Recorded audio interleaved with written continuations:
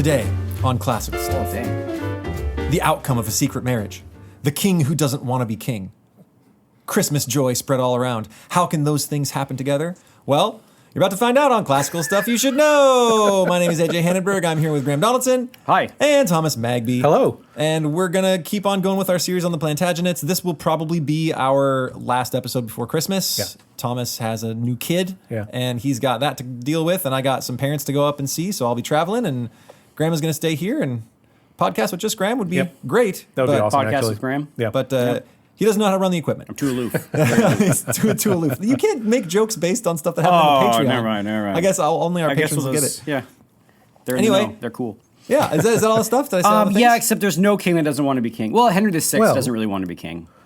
I thought there was. Oh, I didn't. Did I cover what the podcast is all about? Oh, You should probably covered do that. what our podcast is about? Yeah, okay. If you're a first-time listener, History indoors. yeah, Yes. we talk about the classical world, classical education, old books, old things. Today we're doing history, Yeah. which is pretty fun. And if you are just jumping into this podcast, it might behoove you to start early with our series on the Plantagenets, which begins a while ago now. Yeah. Right? Yeah. Plantagenets 1, and then we have the War of the Roses. So if you want to follow up on all this history, you should start at the very beginning because it's really interesting. It involves, I mean, there's a boat crash where a king dies, and there's all kinds Oh, of stuff. trying to save his sister. Trying to save his Yeah. Oh, it's sister. glorious. It just gets good. There's all kinds of, there's plague, and there's intrigue, and there's murders, and double crossings, and Yeah. dudes on horses. It's great. Today's story may have one of the biggest twists in British history. Churchill definitely thinks so. Churchill thinks that what happened, one of the big twists that is just kind of an inconceivable thing. It's pretty wild. It's sort of hard to fathom. It's just so like. Anyway, we'll get to it. It's just so calculated that it's kind of brutal. One little note. We have been fielding some emails. Actually, let's just call it Evelyn, we love you. Evelyn, we love you. Wow. We do. It's true. But It's true. Evelyn has been pointing out that my pronunciations of the British names are sometimes off. Yeah. And to that I reply, last time I checked in 1776, we beat the British. Good. And so I can say Warwick all I want, even though I'm Canadian. I know it should be Warwick. I just can't help myself that I say Warwick. We've also fielded some emails, and I've went back to the tape, and I listened to the episodes. I do say he married his sister quite a bit. Oh. But what I mean is, like, the Married king off, has right? married his sister off to somebody else. So off the cuff, I'll be like, yeah. Edward IV, I mean, he's in control. He's married his sister. He's done all this. He's done all that.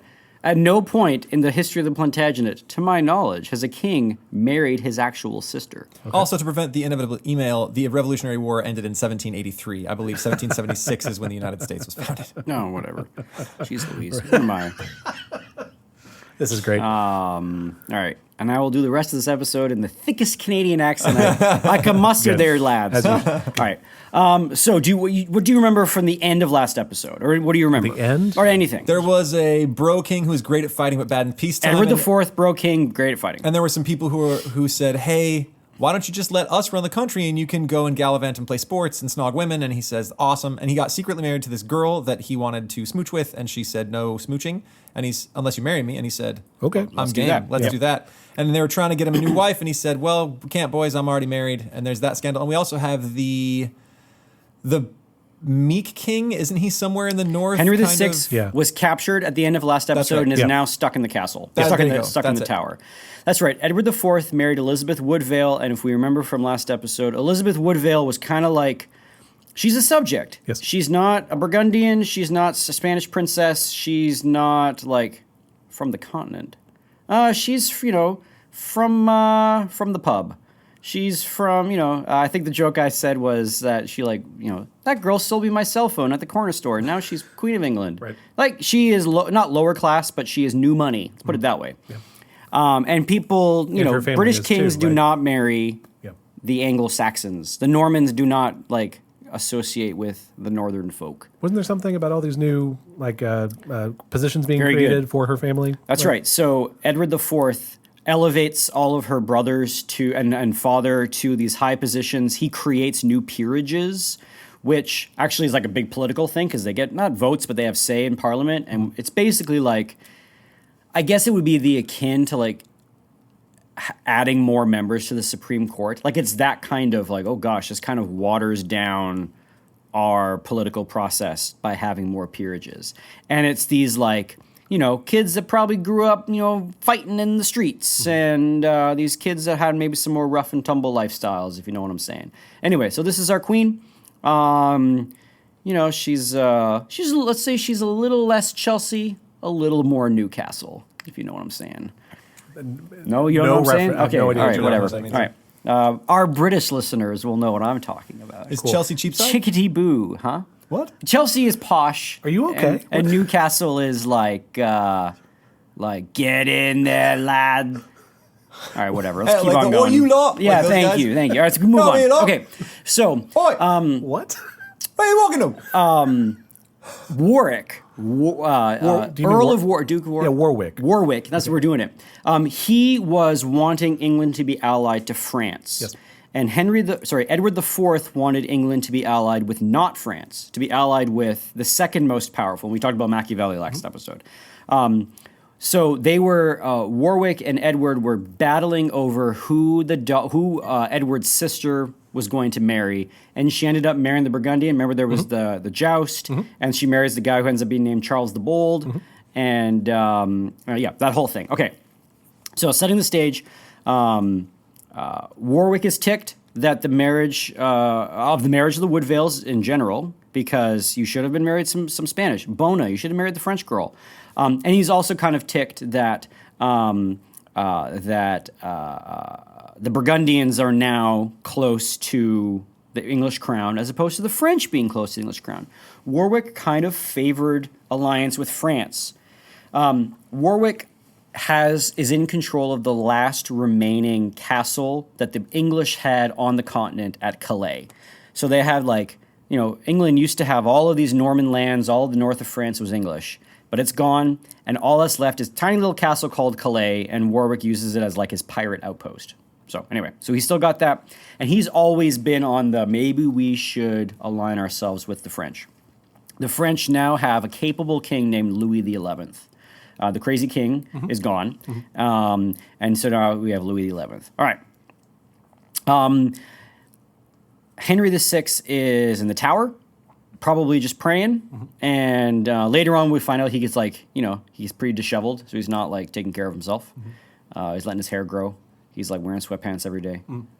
He's praying. But he's probably as happy as a clam. Right. That kid, and Warwick is upset that all of his sort of machinations have not come to pass. Warwick himself has a daughter, and her name is Anna or Isabel? Can't remember. I think it's Isabel. Doesn't matter. He has a daughter. The daughter's Richard. Is it Richard Neville? No, that's not the right No, person. this is There's an. You were saying Warwick. Warwick. Yeah, he is a Neville. Yeah. Yeah, Warwick the Kingmaker. Yeah. There's an Anne and Isabel. I think it's Anne. Okay. Who's Anne Mary? Anyway, so Warwick is kind of slowly getting fed up with this whole Edward IV thing. Edward IV was supposed to be a bro king who was just going to go hunting and play sports, and Warwick could wield the real power. Edward IV is now having kids. That's not great, because one of those kids is going to be a boy. First couple of kids are girls. But eventually, Elizabeth Woodvale seems to be able to have kiddos, and one of those kids is going to be a boy. And he is aligning himself with Burgundy, and he's basically not playing ball. So Warwick gets upset. Warwick then turns his attentions, this is where we end the last episode, to Edward's brother, Clarence. Yep. George, Duke of Clarence. George, Duke of Clarence, he's 18. He is as handsome as his brother. He's probably less like a lady killer than his brother is, but let's be honest, probably anybody in history is less of a lady killer than Edward IV. Anyway, whatever. The Ryan, Yeah. the Ryan Reynolds of the old era. I don't even know. I feel like Ryan Reynolds is a respectful young man.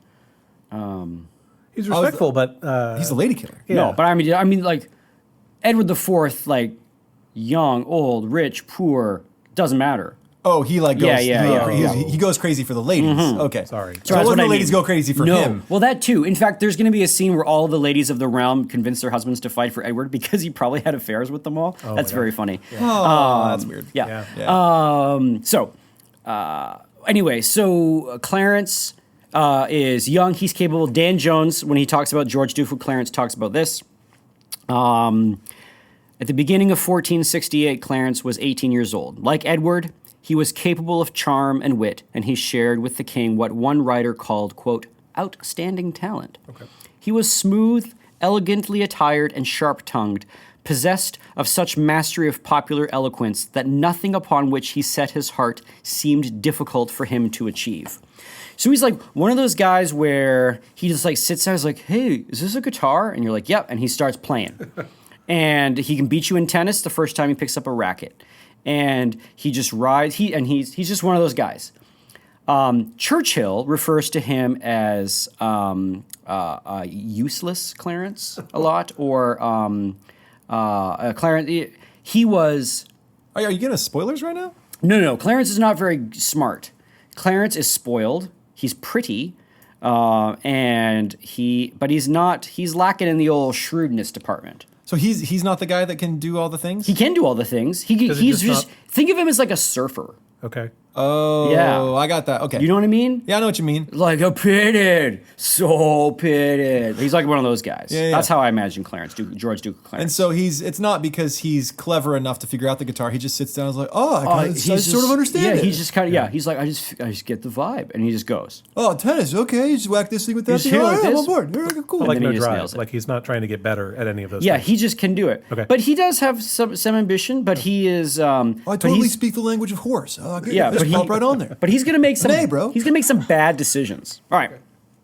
He also lived a very super luxurious lifestyle, probably more luxurious than the king. He took over the fanciest castle that Margaret left when she had to leave England. Remember Margaret? She is the wife to Henry VI. And she has her Prince of Wales, who should be the king, or should be the heir of the throne, also inconveniently named Edward. Okay. And she's in France, like, just sitting like a sad, angry spider waiting for a chance to get back. And Louis XI is probably, eager to give her that chance. Anyway, Clarence takes over her fancy castle. He has, like, a bigger staff than his brother. And he is technically the heir to the throne because Edward IV has no kid yet. Right. He's been not due to lack of trying.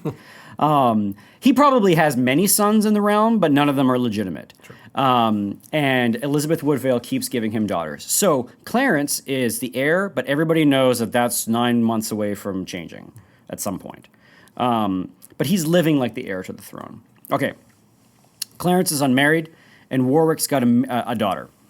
And at the end of the last episode, Warwick convinced Clarence to marry his daughter. And I'm pretty sure her name is Isabel.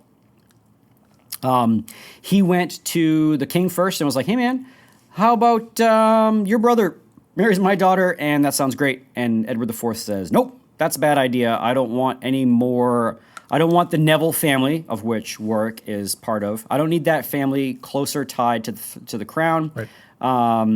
If technically right now you want your family to be married to the heir, yeah, that's like one whoopsies down the stairs. I don't want to die, basically, said Edward IV. Like, that is a little too close for comfort.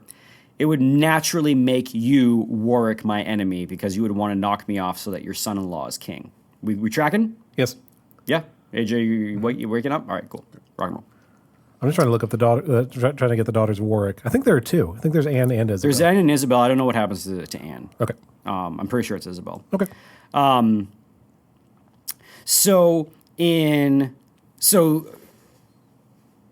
Warwick goes to Clarence and he's like, hey, you're the heir to the throne. And you know that, right? And Clarence is like, yeah, totally. And Warwick says, listen, your brother's not working out as king. Not as we thought. He wants to do his own thing. You're the heir to the throne. And how do you feel about that? Clarence says, I feel great about that. I feel like my brother is not doing a great job. And Warwick's like, I knew we were on the same page. So there was rebellions happening in the kingdom, just like of the last little skirmishes of the Lancasters. You know, they don't have any people anymore, but people loved Henry VI. He was pious, and everyone's like, it's not his fault. He's an idiot. He didn't deserve this. So there's still people who are loyal to Henry VI, but we got these little popular uprisings of like peasant revolts being like, with crazy grievances and all this kind of stuff, or like, God is going to rid the land of the king, and I'm your leader, and then he gets, killed by the government. Right. That kind of stuff. So there was one grievance. And Edward rides up to quell this rebellion in the north and crushes it. And it was one of these sort of popular uprisings with a guy who was pretending to be Robin Hood. He was also called Robin something. Let's see if I can find it. Is this a thing? Like yeah. Really? People pretend to be Robin Hood. That's awesome. That is awesome. We should do an episode on that. People pretending to be Robin Hood. Yeah. Yeah, so he there was a couple of popular uprisings, and so there was a couple of popular uprising names. So, oh man, I didn't realize you guys would think this was so cool. I would have written it down. Anyway, another time. Another time. Yeah. So he rides up and quells this rebellion, and the Robin Hood guy, sort of melts back into the crowd, and Edward's like, I didn't need my whole army. This was stupid. I should have just brought like a couple of dudes. We rough up the peasants. Problem solved. Yep. Okay. Warwick and Clarence sail to Calais. They leave England. So Warwick and Clarence sail to Calais, upon which Clarence marries Isabel, the daughter of Warwick. Okay. And so that is now tied in. And then another rebellion happens in the north, except this one is, and it's this Robin Hood-like character again, Robin something. It's like a whole fad. Yeah, and Edward's like, oh, man, not again. But the thing is, actually, Edward, if you remember, the dude loves kind of throwing down. He loves fighting, and he loves being in charge of the army, and he's at his best. As Churchill has said, he is at his best when times are at their worst. So he actually kind of likes going and crushing rebellions and, like macing dudes in the head and that kind of stuff. Like, Edward likes it. So Edward's kind of great, but he's like, I'm not mustering my whole army this time. That was stupid. Like, I don't need to bring I don't need to bring as many men as I need to. Uh-oh. Yeah. That doesn't sound good. So Edward takes just a little retinue with him, and the retinue included some of his new peerages that he brought up, including the I can't remember he brought up these new peerages. Which means they're not as trained. Like, are they not? No, as good? they're just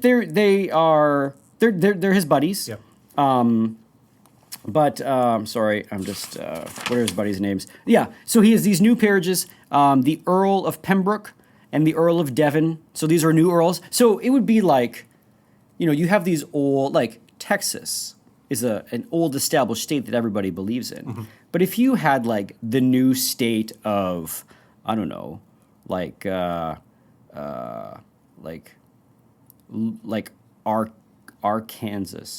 Okay. Oh, that's a real one. That's Arkansas. If you had like This guy teaches U.S. government. It's incredible, folks. If you He's had in a charge of new the class at our school. Okay, whatever. If you had a new state, no one's gonna buy it. Everyone's gonna be like, I'll be dead in my ground before I recognize Missouri, like that kind of thing. Alaska, Kansas. Yeah, it's Alaska, Kansas. No one's gonna be like, that's not a real thing. But they'll be like, you respect Alaska, Kansas. No one's like, no, I'm not. So you respect Devon. No one's respecting Devon. Okay. You respect. I've known a lot of Devons, Yeah. and they usually don't gather. You respect the Earl of Pembroke, and everyone's going to be like, the Earl of what Brook? No. So he's going up with this new guys, but they don't have the clout of like if Exeter was coming, or if yes, if obviously. Gloucester was coming. You get what I mean? Gloucester. So he goes That up guy with his throws some buddies, weight around. but it turns out this rebellion was definitely sort of fed, and the flames were fanned by Warwick himself. And it takes about two or 3 days into being up north that Edward's like, I'm gonna need some more troops. Yeah. And he doesn't have them. And Warwick and when on the day of the battle about to happening with realizing there's more troops, Edward has pulled back and he's like trying to get out of there to go rally more troops, and he's left Devon and he's left Pembroke up there to sort of like hold the line. Right. And on that day, Warwick writes a letter saying like, oh, the grievances of the people are ones that I personally agree with, like total hogwash garbage. Right. But he like pretends to be in on the grievances of the poor suffering Englishmen. And the Duke of Clarence, the king's beloved brother, agrees with me that the king has overstepped and is, blah, blah, blah, blah, blah. He's killing all these Robin Hoods, and we all love Robin That's Hoods. right. Right. And We had like 6 of them. Now we're down to like 2 Robin Hoods. Yeah, and I mean, we love them. Yeah. Like, you guys sell our tchotchkes with Yeah. like the little, the little green hats and all. And they that got stuff. those like little skirts with the jagged edges. You know what Oh I'm talking about? yeah. Robin Hood I- had a good look going on. Yeah. That I little green mean- jumper he had. That's right. Being what's it called? Thief? No, not a thief. A merry man. A yeoman. There it is. yeoman. Yeah. Yeomans have it going on. Yeah, they really do. You got to find yourself a yeoman. Okay. Like you need to fix your roof, call the Yeoman. yeoman. Yeah. You need to like throw Wait. down in a bar fight, call the yeoman. Isn't a yeoman just a bowman? No, a yeoman is somebody who is good at things. He is like Oh. he's like the I handyman. thought it was just someone that shot a bow. No, it's not just the yeoman. A man holding and cultivating a small landed estate. Yeah, but he's always associated with like being very good at like husbandry things. So like How do you spell yeoman? Yeoman. So you need to like tile your roof, yeoman. You need somebody who's got your back in like a pub brawl, you get the yeoman. You need someone to like crush a couple of cups of wine at the ball game. You bring your yeoman. Yeah. Okay, we're tracking. Tracking. All right. So it turns out that this fight is going to be, this is not just a little regional skirmish. Warwick has sort of thrown some more political might behind this, and there's bigger armies. And these are bigger groups of men that are led by like nobles, not just like peasants. Right. And Edward's like, I got to get more troops. There's something brewing here. Does he still wants to fight? He doesn't. Of want to back course off? he wants to fight. Yeah. He's Edward the Fourth. Yeah, sure. That's all you want to do. Yeah. So he's with his brother, Richard. And in that moment, Richard, Duke of Gloucester, Edward IV says that Richard, Duke of Gloucester, seems to be my only friend in the realm. His brother is 16, I think. He will later on be known as Richard III, the Crookback. Right. But Richard, Duke of Gloucester, Edward's like my only friend in the realm. And okay, so there's a skirmish, and the Duke of Pembroke and the Duke of Devon are captured, and they are subsequently beheaded on the field of battle without a trial, without anything. Wow. Yes. Woof. Yeah. Edward IV realizes that this was like sort of like a blitzkrieg move by Warwick and his brother. And That's gonna be a hard day. that's a hard day. I feel like you go home and you don't sleep real good that day. Edward comes back and is sort of, trying to get his troops, and he realizes that there's no way for him to maneuver in the field. There's no way to levy his troops. He is basically caught. Right. And Warwick rides in and is like, my lord, I am so glad that I have saved you from such bad advisors of Pembroke and Devon. Haven't we had this before? Yes. Oh yeah, this Many is times. this is an Yes. old Where this is an someone old kills all thing. the advisors and then says, I have saved you and now I can Yes. guide you my Yes. way. Now, and so Warwick has essentially said, Edward, here's what we're going to do, buddy. You've been having such bad advisors. How about you just chill out for a little bit in the Tower of London, Okay. and I'm going to go into the realm, and I'm going to see what's going on out there, and I'm going to sort of listen to the grievances of the people. Now, Warwick is basically like, I'm going to be in control of the realm. Yes. And Edward can't be like, no, screw you, Warwick. No, he has to agree. Right. This is what Churchill says about this. At first, he, Edward IV, attempted to rally Warwick and Clarence to their duty, but in the course of the conversation, he was made to realize that he was their captive. With bows and ceremonies, they explained that his future reign must be in accordance with their advice. He was conveyed to Warwick's castle at Middleham. So he went to this castle at Middleham, not the Tower. And there kept in honorable but real restraint under the surveillance of the Archbishop of York. So this is the crazy part. At this moment, therefore, Warwick the Kingmaker had actually 2 rival kings, Henry VI and Edward IV, both his prisoners, one in the Tower and one in Middleham. Yeah. This was a remarkable achievement for any subject, says Churchill. Yes. To make the lesson even plainer, Lord Rivers, the Queen's father, Lowborn Rivers, and John Woodvale, her brother, were arrested and executed at Kenilworth without any pretense of trial. Thus did the older nobility deal with the new, says Churchill. There's a line. Wow. So that's a good line. Yeah. So Warwick kills the king's father-in-law Yeah. and his brother-in-law, the queen's dad and brother. After Oh my capturing gosh. Edward. And no trial. Yeah. Just like, hey, traitors. Yeah. Awesome. And now Edward IV is sitting in a castle. All right. So Warwick's in control, right? Like, Warwick's in control. Yeah. He now has 2 captive kings, which is, like Churchill said, that's pretty good. Yes. And he's got sort of the witless, dewy-eyed, Duke of Clarence, luxury boy who's Yeah. going to be king one day. But Warwick's in complete control over this. That's easy to push around because That's all you have to do is take away the luxury and they have Right. problems. So if you are Edward IV, what do you do right now? You're in they recognize you as king. They haven't taken it away, and they're like, "Oh, you have to rule according to our advances." What do you do? What's your play? You have to rule according to what they tell you. So you just play along until. I'm trying to think because he's going to want to fight back, right? course. Like he's hot-headed, but I don't know. I don't think he's hot-headed.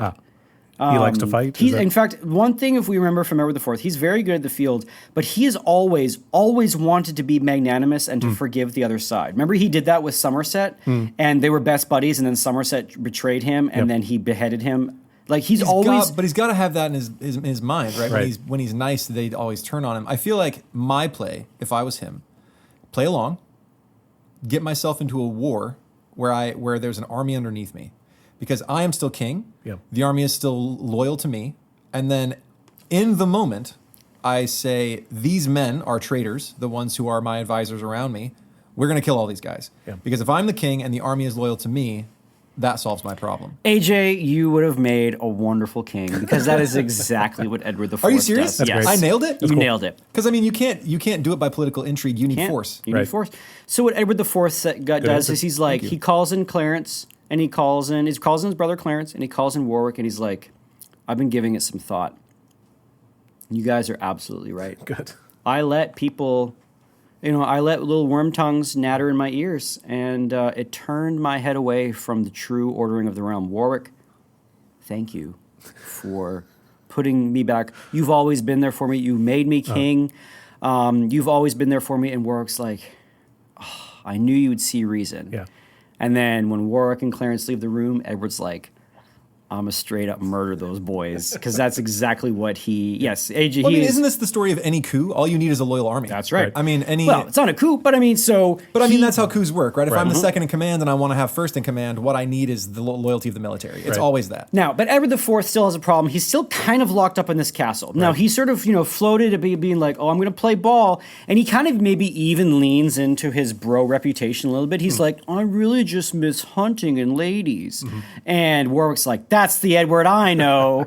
Let him loose to go chase some That's stags right. and foxes. Foxes and actual, and pretty also good. ladies. Yeah, I was going to make never mind. All right. I'm so curious. No, so it's curious, not great. yeah. I don't want the explicit on the podcast episode. No, it's not that. It was just a joke about the tail of a deer. And anyway, whatever. Okay, cool. I don't want to know now. Okay. I'm ready to move forward. So he gets a little bit of freedom. The thing is, basically? no, he doesn't. He's still in the castle, but the king is locked up. Both kings are locked up, and Warwick's supposed to be in charge. People are like, "What's going on?" Right. London kind of dissolves into chaos. People are like, no rules, no king. Woo! And It's college. yeah. So there was theft. There was no one really knows if the constable is Warwick's man or the king's man, or if maybe the constable is not even going to persecute the law because he's mad at Warwick because he was appointed by the king. No one knows It's what's going funny on. that so much is dependent on the king. You'd think they Right. would have had a better substructure. The king is supposed to dispense justice. This is one instance where a little bureaucracy might be nice. A little bureaucracy might be nice. And I think I've sort of been hinting at it. Really what comes out of the War of the Roses is that need that, the bigger the state gets and the more complicated our relationships are, it can't all be held together by these kin-based honor word-of-mouth relationships. Yeah. You need the mechanisms of a bureaucratic system to keep everything in line. And to keep, written keep law. the kings in line when they Yeah. go all screwy, and the advisors and all that stuff. Exactly. Anyway, so London Never gets thought I'd be a proponent for more bureaucracy. That's you not go. usually Here my we thing. are, yeah. But London gets a little lawless. People are tipping bar tables and running out in their cabs and smashing windows and getting away with it. And Warwick's like, crap. I think I saw that movie. So Warwick realizes, we kind of need to have the king be visible and for the law of the land to be sort of believed. So he lets Edward out. And Edward's like, cool, this is great. So he's out, immediately makes his brother, Richard, Duke of Gloucester, constable of the land. So that means he's like the head of the cops, if you want to put it that way. Head cop. Sheriff. Yeah. So he is head constable, Richard, Duke of Gloucester, Crookback. Yeah. And so obviously Edward is now his favorite brother. Right. Because Clarence, was an open rebellion. And lo and behold, in 1470, a new rebellion in the north happens. Same kind of deal. Okay. Robin Hood, it's not Robin Hood, Robin, little Robbie Robs, goes up. do they have to alternate the name every Yeah, time? they do. I'm Robin Hood, and it's like, I'm Robin Had. And then they, Robbie, and then down to Robbie Robinson. Let's see if we can find the name of the... I feel like Rob is the essential there. Rob is the I wonder if there's any connection between Robin Hood and the... and robbing, and like Rob, literally like thief. robbing. Yeah.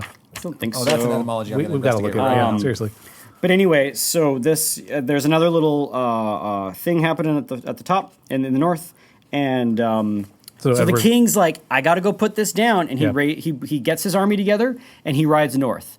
Well, the common man sees the king in his resplendent, glorious armor at the head of an army, and people are like, he gonna crush Warwick. Like this is happening, boys. Now it may or may not. No, it was definitely going to happen. Edward IV was going to go get his revenge. Yep.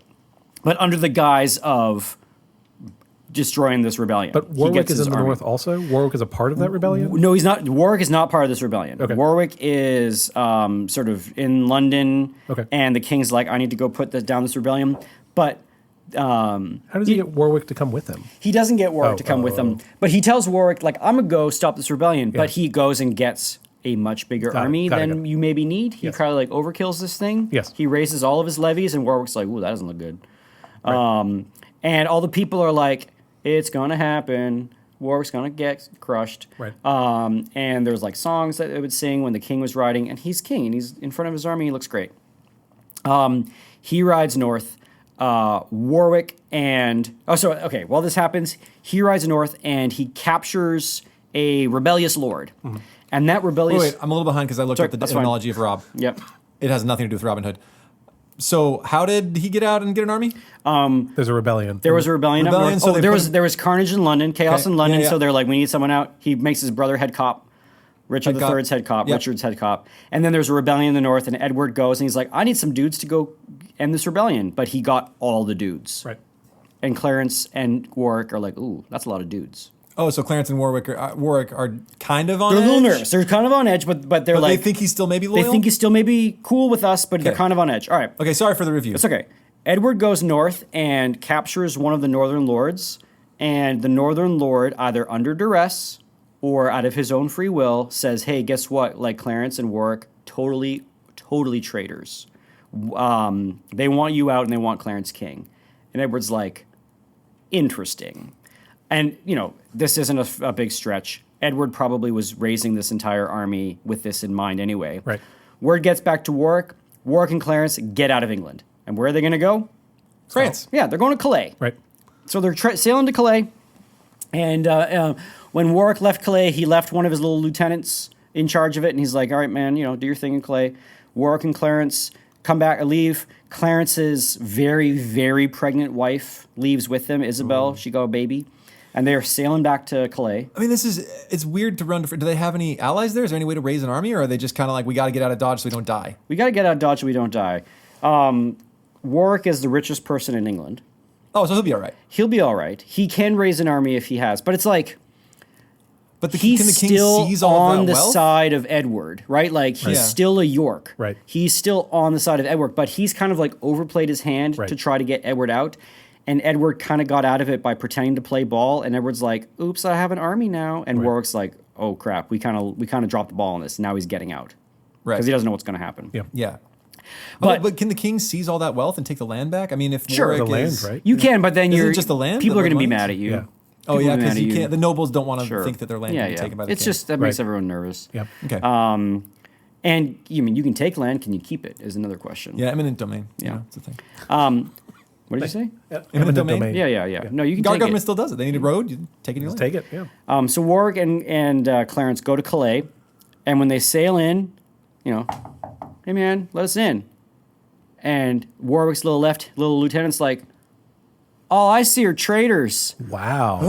Doesn't let him He's in. an Edwardian? Doesn't let him in. Wow. He's like, oh, I hear that noble said that you guys were traitors to the king. That's pretty brutal there, bud. I love that he's Canadian. Yeah. He's like, Hey, bro, no. but he does out of a show of goodwill. At that point, Isabel has given birth on the boat to a wow. child. Oh, gosh. Wow. So out of a show of goodwill, the little man who's now in charge of Calais sends a couple of flagons of wine to the lady's health. Okay. So it's like, hey, I hear your wife gave birth, so we're sending you some, Some wine. getting some wine. So they send the wine. Doesn't it mess with breastfeeding? I feel like that's not Yeah. the right. Yeah, I feel like that's not the right play. Yeah. No, but it's not the right maybe play. you need the iron. I don't know. Maybe the guy's not. He's not a midwife. Yeah, Come no, to this man is not a midwife. No, not quite. So Clarence and Warwick don't have a castle. They can't go back to England. Wow. He still has things. Warwick is in charge of the biggest fleet in the world at the time right now because there's this dude. All I know him, he's just known as the Bastard of Falkenberg, who's somehow allied with Warwick somehow. He's got a big fleet, but he's got nowhere to live. Right. And in sort of like one big swoop, Warwick is now on the outs with Clarence, and he has nowhere to go. Okay, let's think back. Who did Warwick want England to naturally align themselves with? France. With France. That's right. So Warwick and Clarence. Is he's on the out with Clarence or on the out with Edward? Warwick is on the out with Edward, the King of Thank you. England. You said Him and Clarence. Clarence are together. Sorry, just yeah. making sure. Okay. But I'm assuming Now they he's got a on- baby with them. So Now they got a baby. So they're gonna go to France, right? They go to France. Yeah. But so Warwick is traveling with the heir to the throne. Yes. Who's married to his daughter. Yes. Okay. But he now goes to France. He now goes to Louis XI, Hat the Kingmaker, Yeah. who has kicked out of England Margaret, the French queen.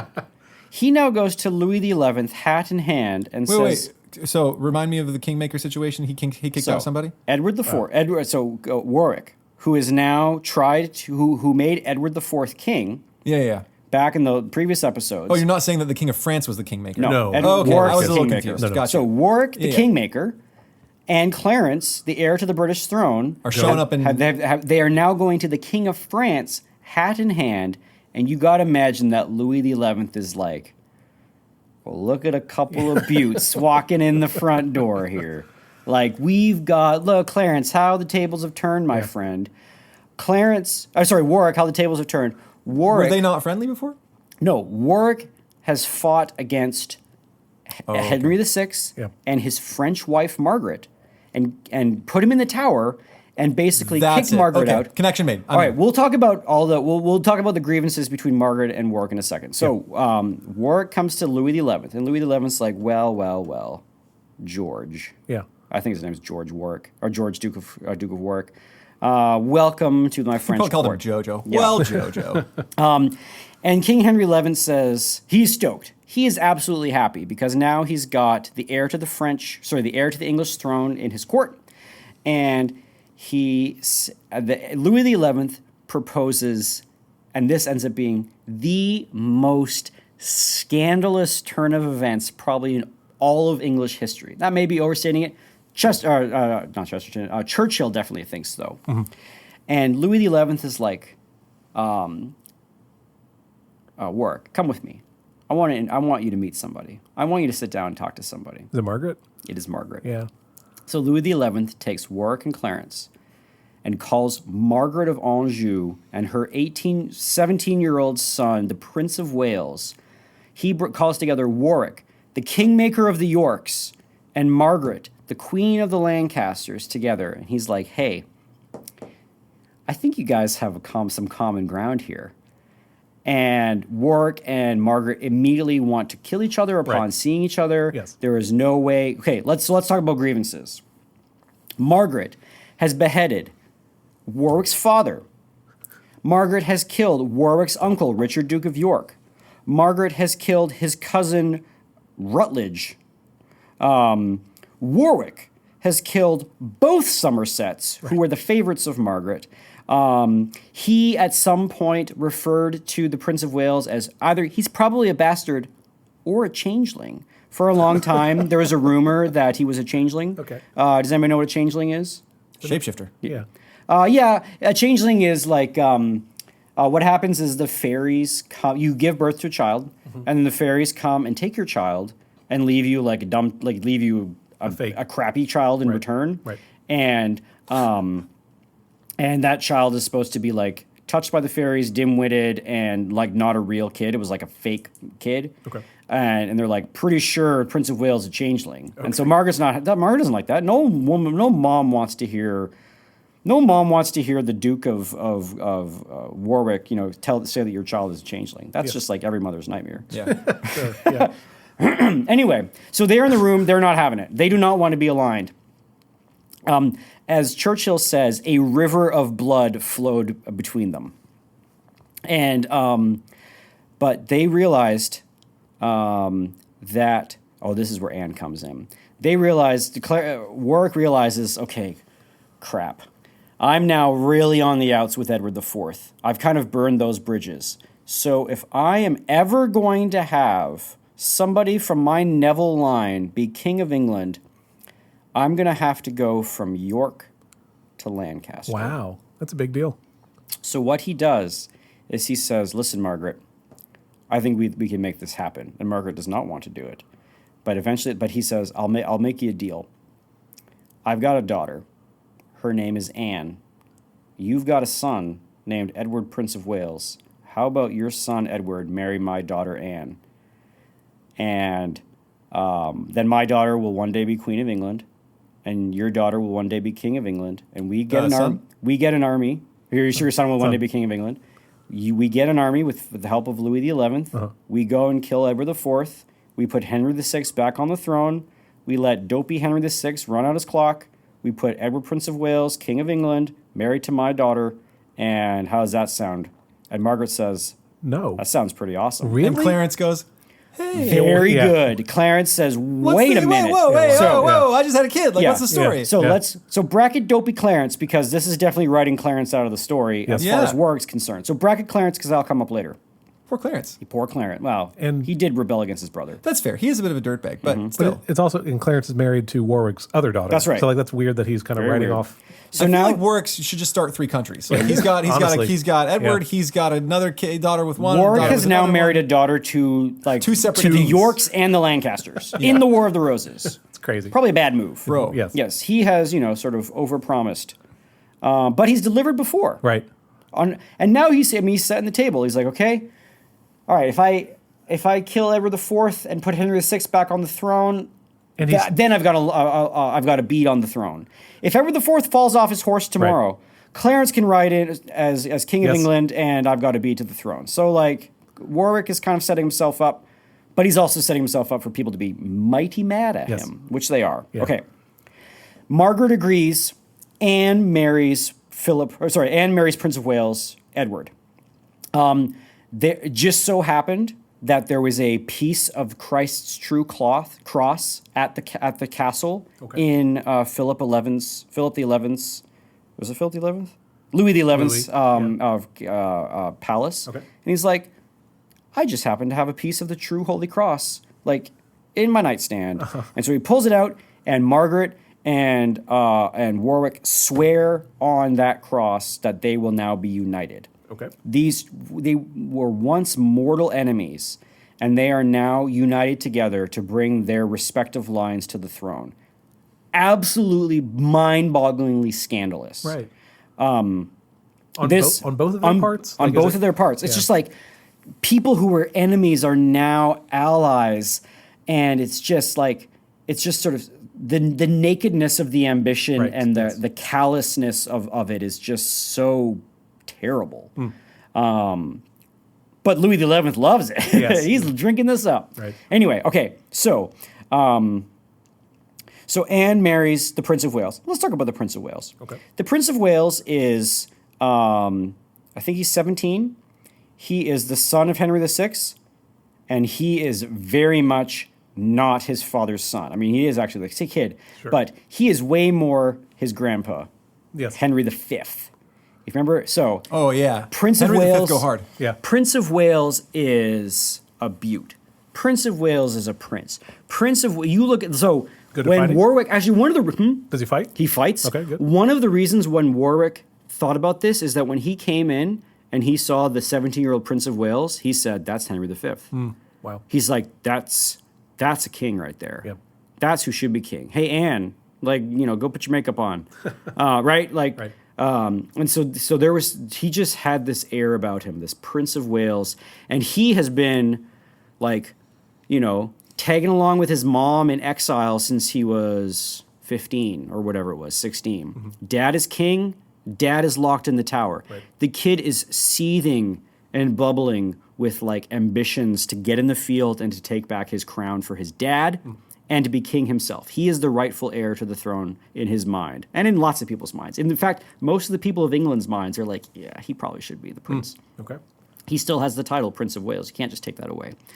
So, great, awesome, rock and roll. The marriage happens, and Anne is now married to the Prince of Wales. And AJ, you rightly pointed out that Clarence is like, hey, wait a minute. Okay, if you believe that Edward IV is the rightful king, Clarence is the heir. If you believe that Henry VI is the rightful king, Edward, Prince of Wales, is the heir. Warwick now has his daughters married to both of them. Yeah. Louis XI is like, how would you like my giant army to help you out? And Clarence says, thank you very much. Yeah. Gets in his giant army. Wait, Clarence or Warwick? Both. They're on the same team. Okay. Right. Yeah. Are they on the same team? Because Great call. Are they on the if I same was team? Clarence, I'd be like, I don't think I'm on the same team. As of anymore. right now, Clarence is probably trying to piece it together. Remember, Clarence is he's great at guitar and surfing, but he's not the brain surgeon of the community. Let's put it that way. Okay. Sure. So he's probably like, wait, how does this play out for me? And Warwick's probably like, That'll be fine, bro. you're heir to the throne. And we're going to go back and, well, okay, we're going to go put Henry VI back on the throne, but technicalities. So Clarence is like, I don't know how I feel about this. They all sail back. Edward IV realizes, holy crap, giant army's coming back. Margaret and the Prince of Wales don't come with them. She's like, we're going to stay back and we'll come back later. They all sail back, and Warwick and Clarence immediately march on London, take the city, take Henry VI out of the tower. When they get into the room, it's musty and dirty, and Henry VI is wearing a tracksuit, and he's got a big old bushy beard, and he's got big old bushy hair, and he's like, hey guys. And they're like, my lord, we're here to save you. And he's like, okay. They take him down. They plop a crown on his head. They parade him through the streets. The legend has it that he was, for some reason, holding a staff that had two sad little foxtails on it because they didn't have any of the royal regalia. Yeah. And so you have this disheveled, Big Lebowski looking guy with his crown and his foxtails being like, "What's up, subjects?" And everyone's like, what an age we live in. Yeah. What is happening? This is our King of England out of the tower with Warwick and Clarence and Edward's up north, and oh my word, this is nuts. Right. But people love the king. It's not his fault. Right. No one believed that. So Henry VI is 48 years old right now. Wow. And he, let's see, there's a good line by Churchill about him coming out of the tower. So they put him on the throne. And he does not want to be there, right? He doesn't want to be there. Yeah. So here we go. Meanwhile, the kingmaker ruled England, and it seemed that he might long continue to do so. He had King Henry VI a puppet in his hand, the unhappy man, a breathing ruin, sitting like a sack upon the throne, with a crown on his head and a scepter in his hand, received the fickle caresses of fortune with the same mild endurance which he had shown to her malignities. Okay. Great line. Yeah. So, Dude, fortune you're right. smiles upon Henry VI and makes him king again, and he just sort of Okay. okay. And in fact, all accounts are that he kind of was cool with the tower, and he Right. just wanted to do his religious observances. Edward only has one play, and that's to get. So Edward IV has only one play, and that's to get out of town. He leaves England, and who's his natural ally? Who did he marry his sister to? Who remembers?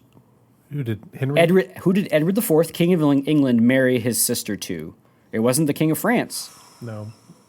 Oh, Spain? No. No, it's the one that sounds like a wine. What Yes, is it? it's one also sounds like a color. Burgundy. Burgundy. Thank you. That's right. So he goes to Burgundy. He goes to Burgundy to hang out with Charles the Bold, Duke of Burgundy, who's married to his sister. Yep. And Charles the Bold's like, hey, man, I hear you're having some troubles back home. I got a great idea. I'm going to give you my giant army. Cool. And let's go do this thing. Awesome. And Edward's like, yes. As Churchill has pointed out, Edward is the best when when times are bad and he is heading an army. Duke of Burgundy, Charles the Bold's like, I got you, man. I love your sister. Mm-hmm. And I got a big beefy army for you. Let's roll. And so they roll. So, so he's now in Burgundy getting troops. Henry VI is kind of ruling. Warwick is definitely ruling, and the Prince of Wales is in Calais, waiting to for the go-ahead to sort of sail to come over when maybe some of the fighting is done or when the fighting is about to start. Then they'll sort of come over. Apparently, there was also really, really bad weather at this time up in the north by the Channel, so it was making it dangerous for Margaret and the Prince of Wales to sail, whereas Burgundy is in the south. So Clarence is now way down the pecking order, and he's feeling it. And Clarence is, he's sort of realizing, wait, I don't think I'm going to be king. Warwick, just piecing it together. Wait a minute. Every day he would see the Prince of Wales playing guitar. Wait a tick. Wait a minute. Oh, man. Prince of Wales would be like, I love my wife Anne, and we're going to have a kid one day. And Clarence is like, I don't know what does that mean for me? Clarence. Right.